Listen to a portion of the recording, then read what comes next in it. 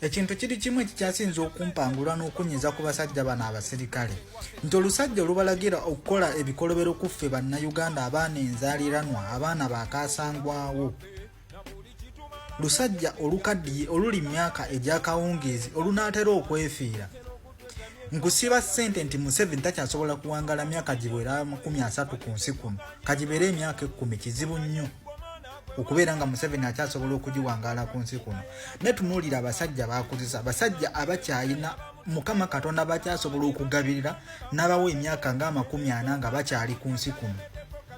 Tunuulira ono simanyi Damulira wannaleero Damulira akyali musajja muto akyasobola okuwangala emyaka ne wegiba 50 akyasobola okugibeera ku nsi kuno. Tunuulira ono Afande Mugabe bakyali basajja bato. Afande Mugabe akyasobola ono Afande Freeman akyasobola n'okuwangala emyaka egiwera 30 ne bali ku bannayuganda beegasse ku musajja agenda okufenca abalekere emitawaana n'ebikolimo ku nsi kuno basigale kuno nga babonaabona amannya gaabwe gafudde mu international community wonna tewakyali nsi esobola kubakkiriza kugenda kukola ki kugenda mu nsi ezo olw'okubeera nga bazze beenyigira mu kutyobola eddembe ly'obuntu mu ggwanga Uganda naye nga akasajja akabakozesa ko kagenda kwefiira enkya byako kabalekere bikolimo na mitawaana ku nsi kuno.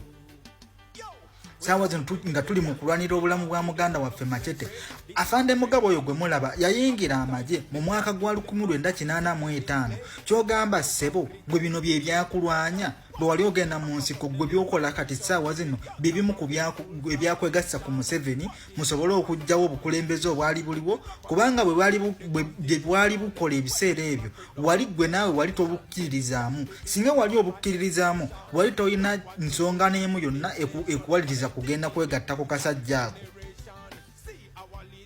Saawa zino olw'okubanga kale katugambe nti no Muhoozi yakuwa ebiragiro kyogamba Muhoozi gwe bakuzizza jjo gwolaba nga kaana kabadde kajja nga n'ebitiibwa kabbye bibbe neggwe musajja ebitiibwa obikoleredde abasinga ebitiibwa bali mu magye ga Uganda ebitiibwa mubikoleredde siku lwaki mukkiriza akasajja ka Muhoozi akabbye ebibbe okujja okubeepankirako n'okubeejakirako. Afande Freeman ovudde ku ddala erya lieutenant second lieutenant ogenze ku Kano ogenze ku Major bikoze bitya amadala gonna ogalinnyo gamaze ogenze ku brigadier mpaka kati wano wooli nene mubeera ku bannayuganda olw'okuba akasajja akamu bwe kati